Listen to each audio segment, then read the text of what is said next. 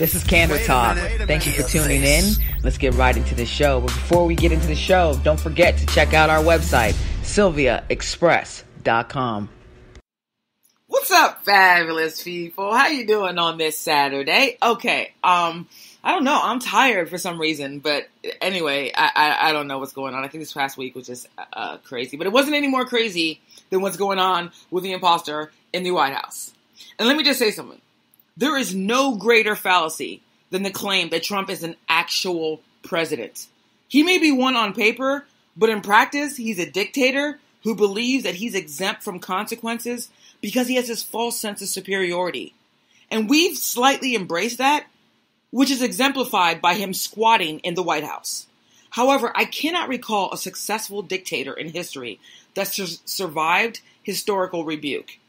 Trump is not exempt from that. His legal problems keep compounding, and the likelihood of him getting out of them has completely decreased since the latest Cohen revelations. And let me just say something. Cohen got busted, likely facilitating what is called quid pro quo. And I'm going to play this clip that explains it, and then I'm going to talk about it after this. Here it is. Reed has more. In a stunning message to employees, AT&T CEO Randall Stephenson said it was a big mistake to hire President Trump's personal attorney, Michael-Cohen. Our company has been in the headlines for all the wrong reasons these last few days, and our reputation has been damaged, he said. Novartis, a pharmaceutical company, has also said that hiring Cohen was a mistake. Any response? Both companies said Cohen approached them about offering access and insight into the Trump administration. AT&T paid Cohen $600,000 to advise on its proposed merger with Time Warner and other regulatory matters. Novartis paid him $1.2 million. The payments were made to the same accounts that were used to direct $130,000 to adult film star Stormy Daniels, not to speak about her alleged affair with the president. There's nothing normal about it. Nick Allard, a longtime government relations lawyer and dean of the Brooklyn Law School, says it's virtually unheard of for a lawyer to peddle information on his client. There's a fundamental conflict. It's like John Gotti's lawyer selling information to the other four families. It just not only isn't done, but it's a fundamental conflict. Okay, let me just explain. Let me just explain this. I mean, he opens up a ridiculous business called Essential Consulting, which, by the way, is such a preposterous name. Like, essential what? Anyway, it just opened in 2016. It has no staff, no business plan, and it was like this all-purpose money laundering operation. Then companies started pouring money into it. I mean, just think about this. What company is giving out free cash? And let me just say something. If you are listening and you're Novartis or anybody from AT&T, after this news broke, I realized how easy it is to finesse and hustle businesses out of millions of dollars. So let me just tell you, I started a consulting company, wink, wink, and I haven't settled on what we plan to do, but I'm certain you intend to invest. And I would prefer something around $350,000 from each. And let me just give you my account number, okay? It's in the Cayman Islands. Do you have a pen? Okay. Are you ready? Okay, here it is. It's 123456. Who the fuck are you kidding? Send it there. So a reputable, well-established company like AT&T or Novartis decided to give hundreds of thousands of dollars, and in Novartis' case gave over $1 million to Cohen Company that just opened in 2016 for just insight? We're supposed to believe that? Is that legitimately, is that the final answer? Is that the final answer? Oh my goodness. Are you guys kidding me? Just think about that. Legitimate bona fide companies that have billions of dollars decided to just freely give out money to Michael-Cohen, who has no business, has no real affiliation necessarily with the actual White House, except for his job as the president of the United States attorney. He has no real staff. He's using this money, this actual business also to send money to Trump's porn stars and, you know, his mistresses and all the affairs and stuff that he's having. Where does that happen? And let me just talk about the legal aspect of this, because I think that that's the most important part of this entirely, because that's the part that's going to bring down the entire administration. And that's one thing I think this administration is not understanding. You are going to be brought down. This is your demise. Now, let me say something. Pay to play isn't federally illegal, except for like when you're awarding contracts and things like that. However, bribery is. Okay? And what happened with the Cohen situation is that they just provided the prosecutors with a host of other crimes to investigate if they haven't already. For example, if Cohen was, lobbying on behalf of any of these companies, by contacting government officials, including Trump, on their behalf, then he was required to register as a federal lobbyist. So if he didn't do that, then that's also a federal crime. In addition to that, the prosecutors are probably looking at bribery, extortion, or conspiracy to commit those crimes.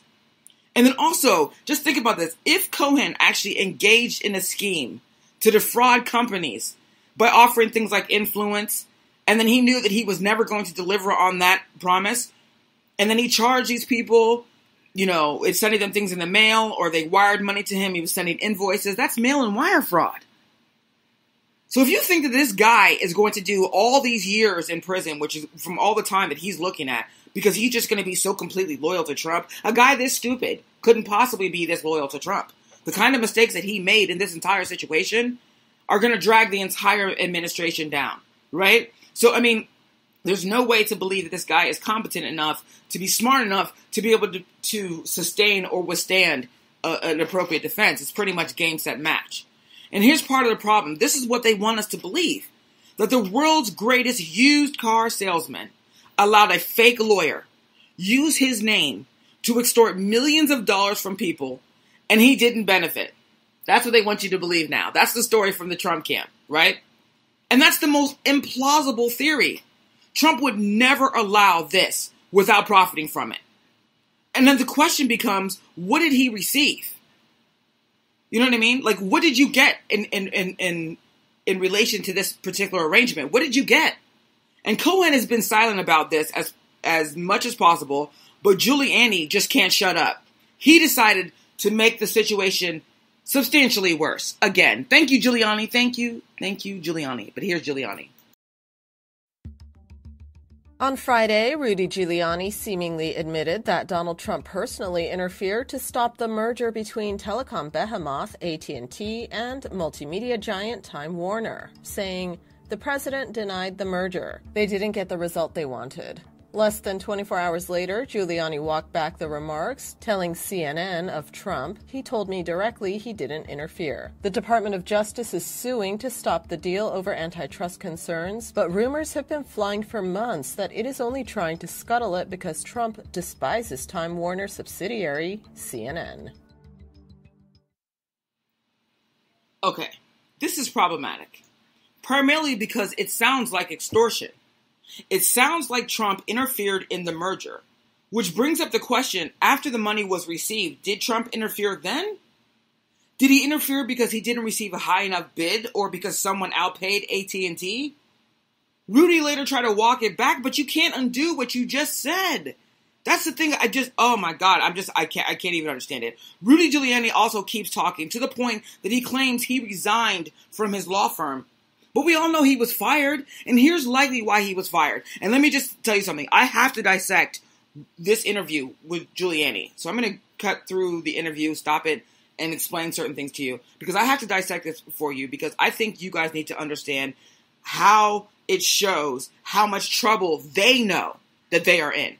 So anyway, let me just start this clip from Giuliani. Here it is. The president does acknowledge meeting Stormy Daniels, correct?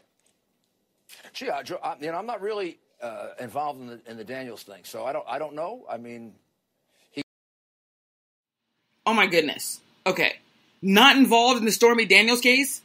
I played last week Giuliani specifically talking about the Stormy Daniels case. If he wasn't involved, why on God's green earth did he, as the lawyer, assert himself into the matter? But anyway, let's just let Giuliani continue talking. He denies that it happened. She has written a letter denying it. Well, we do have a picture of them together. So the president... Well, it depends on what you mean by met her, right? Depends on what you mean by met her? I mean, literally, somebody should have walked up on the set and, handed him a dictionary and just walked off and been like, what the fuck is this? Anyway, this is just ridiculous. Here it is. Right. Well, yeah, there's the picture right there. I just want to get that fact on the table. Well, it looks like my friend Donald Trump before he was president, but... and that looks like the woman who was on Saturday Night Live last night. That's right. But does the... Now, that's pretty interesting. I think she kind of God, if I were her lawyer, I'd be very upset. Fame and fortune. Let me make money. How is she damaged? She's become rich as a result. Oh, my goodness. See, Giuliani continues to show that his competency must be questioned. The case Stormy filed isn't seeking damages except for the defamation case. The original case is for injunctive relief. I'm starting to feel slightly sorry for Giuliani. And honestly, he should be being evaluated, not speaking publicly. He should be being evaluated, not speaking publicly. But anyway, let him continue to speak publicly. Here it is. Result of this, 130,000 doesn't mean anything. Boy, I wish that was my case. So the president does deny any sexual relationship with Stormy Daniels. He has. I have not. I'm not. As I said, I'm not involved in that. But the reality is, he denies it. She denied it. Then, when it was opportunistic, right before the election, she came forward, and then, of course, the whole thing happened with Michael-Cohen, and it's history now because it wasn't a campaign, anything. But let me just, because you say it's history. When did the president first learn that Stormy Daniels wanted money to keep quiet about the relationship? Don't know, and doesn't matter to me. What matters to me are two things. Okay, so any lawyer who is worth a nickel, that would matter to you. And that's why I said, again, competency has to be explored. It matters when that happened, because if it was during the election, he realized this, then it wasn't going to be paid anyway. See, part of their claim is that it was going to be paid anyway, so it's irrelevant. So it had nothing to do with the campaign, right? It had nothing to do with the campaign. But if he only recognized during the campaign that it was going to be problematic, and then he pays her anyway, then he was paying her as a consequence of protecting Trump's campaign. That's a federal violation. But just let Rudy Giuliani vent. Let the poor guy vent. Poor guy. There are two relevant legal things, which is what my job is. Number one, it was not a campaign contribution because it would have been done anyway. This is the kind of thing that I've settled for celebrities and famous people. Every lawyer that does that kind of work has. And number two, even if it was considered a campaign contribution, it was entirely reimbursed out of personal funds, which I don't think we'll even get to because the first one's enough. So case closed for Donald Trump. And I think for Michael-Cohen, who I think got a big boost with Judge Ellis's comments the other day. But let's the other day you also told BuzzFeed, though, that at some point after the 2016 election, Michael-Cohen had complained to some people that he hadn't been paid by Donald Trump, and that so then you said Cohen met with Trump and told him, and Giuliani said that we'll cover your expenses. They worked out this $35,000 a month retainer after that. So the president did know about this after the campaign. I can't say that. I mean, at some point, yes, but it could. What do you mean that you can't say that? You already did.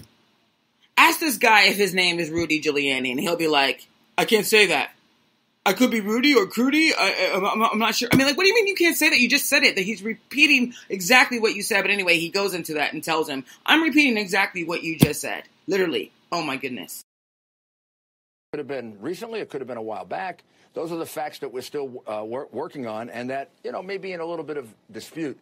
This is more rumor than it is anything else. Well, that's what you said. This is more rumor than anything else? So the lawyer of the client decimates his client's defense by spreading rumors? Sorry, Rudy. I mean, the thing is, they literally, they need to get you help. This is not normal, what is happening right now. This is absolutely, unequivocally not normal.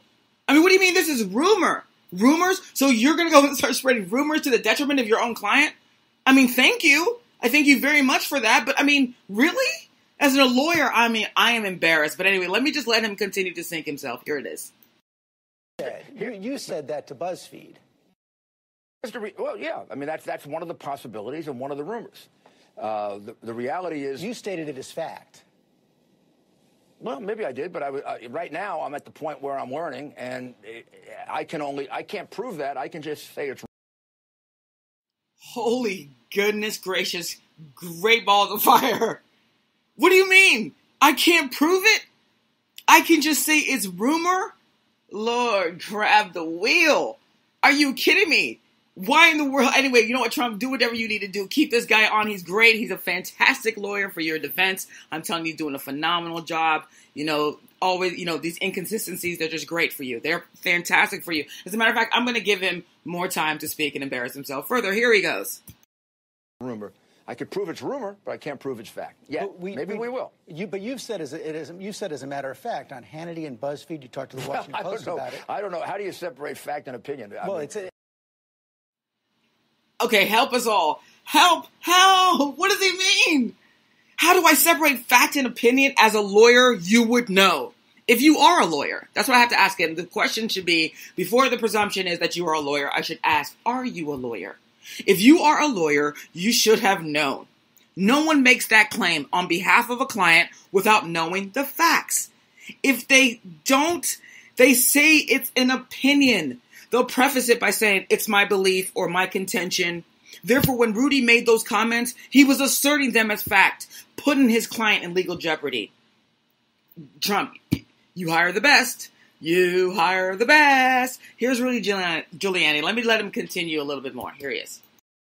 When I state an opinion, I'll say, this is my opinion. And when I state a fact, I'll say, you said the president worked out a retainer agreement with Michael-Cohen after the election in order to repay him for the settlement to Stormy Daniels. The second part of it, the last part of it, the retainer agreement was to repay expenses, which turns out to have included this one to the woman.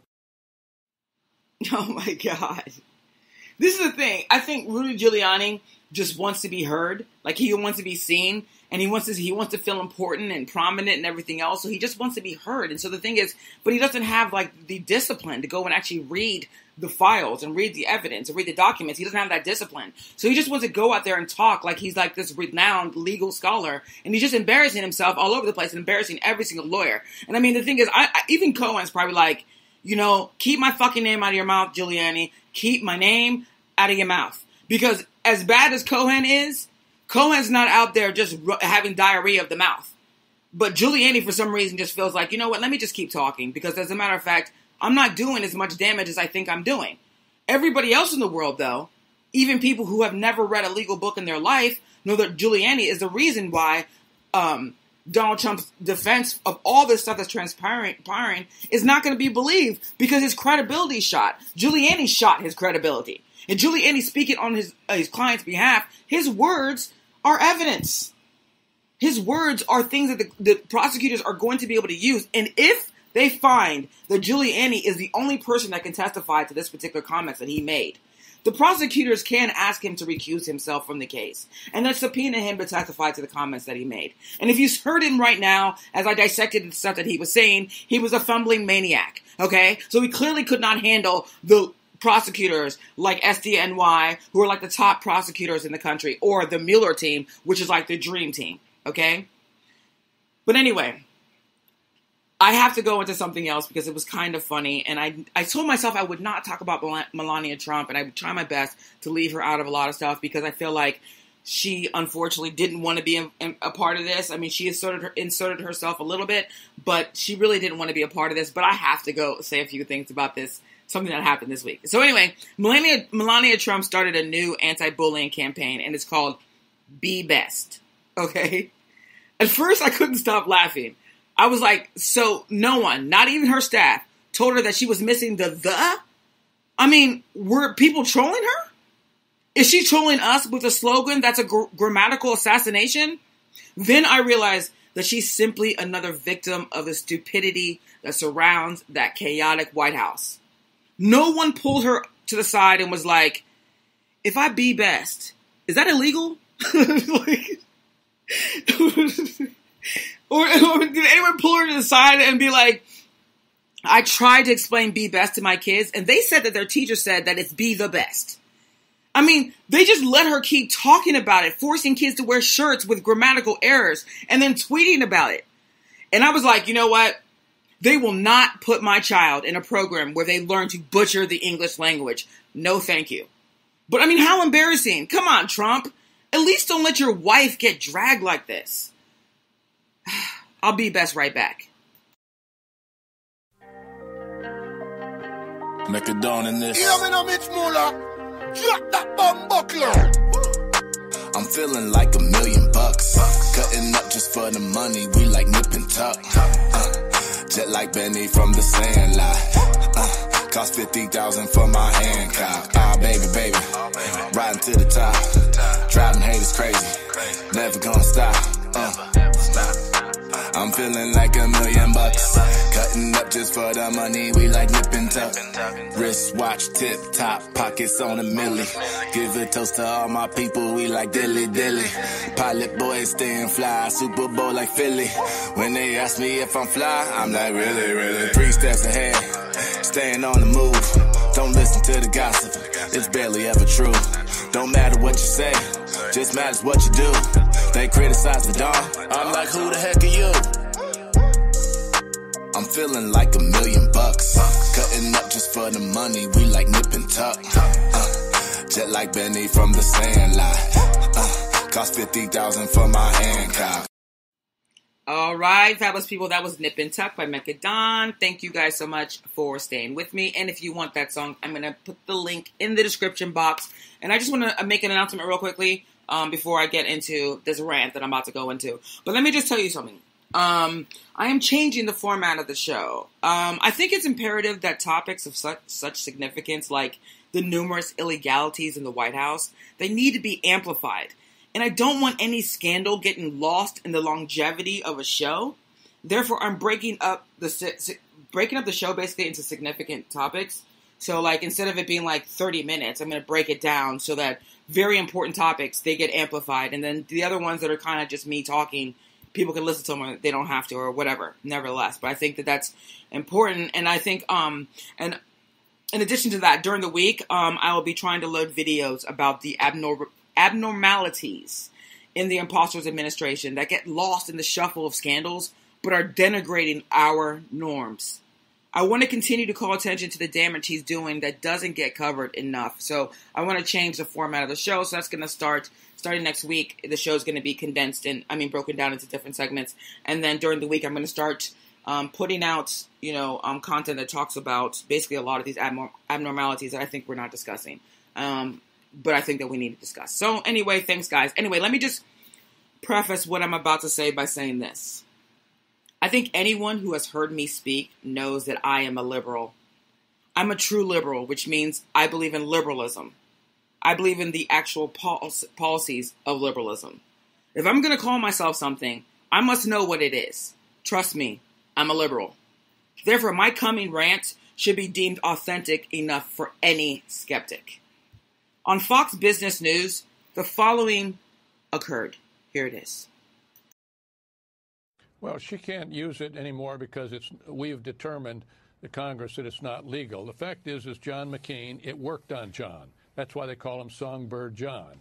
The fact is those methods can work, and they're effective, as former Vice President Cheney said. And if we have to use them to save 1 million American lives, we will do whatever we have to. Sir, thank you very, very much. Really. Okay, and then it was reported that a White House communication aide named Kelly-Sadler made the following comments. Here they are. Outrage over comments a White House aide made about Senator John McCain, saying his criticism about the CIA director nominee doesn't matter because he's dying. Let's go to our senior congressional correspondent, Mary Bruce, on Capitol Hill with more on this. And, of course, Mary, this is getting a lot of reaction. The truth is, I am not shocked by the detestable nature of these people. The imposter has encouraged a culture in which people have lost touch with humanity. But let me be clear. The fact that I am not shocked is not an affirmation of the conduct or an attempt to normalize it. It's purely detestable. Disagreeing with John McCain, which I do on almost every issue, doesn't warrant the kind of attacks he's receiving while on his deathbed. There are some Cult 45 fanatics that are wishing him death and calling him a traitor. What was his crime? Standing up for democratic principles? So as a humanist and someone who respects the fact that John McCain sacrificed a lot to save Obamacare, that literally saved millions of lives, I intend to defend John McCain right now. First, Kelly-Sadler in the White House has about as much dignity as an ant. The fact that we are contributing to her salary is appalling. But what's more appalling is that she was actually comfortable making such a comment. I can't imagine how much innate self-hate one must have to trivialize the death of anyone. but let alone someone that has the record that John McCain has. But Kelly, with her limited skills and accomplishments, decided to exert her limitations by mocking John McCain. May her future job prospects be non-existent. Second, Fox News is a cesspool for the deranged. Anyone with mental instability is a perfect match for Fox. Therefore, this military man calling John McCain Songbird John and claiming he benefited from torture isn't a new phenomenon. He's part of a culture of uncaged lunatics that have been unleashed since the most corrupt president in history began running for office and then squatting in the White House. Furthermore, if you cannot represent the military with honor, then you really shouldn't be talking. Just because one serves in the military, that doesn't make their subsequent conduct honorable. For example, John Kelly.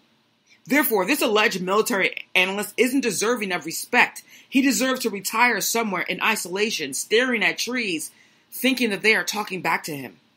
Don't ask me for sympathy, Trumpians. Those days are over. My tolerance for your bullshit is slim to non-existent. When you've become such a deviation from humanity and decency, you become an aberration.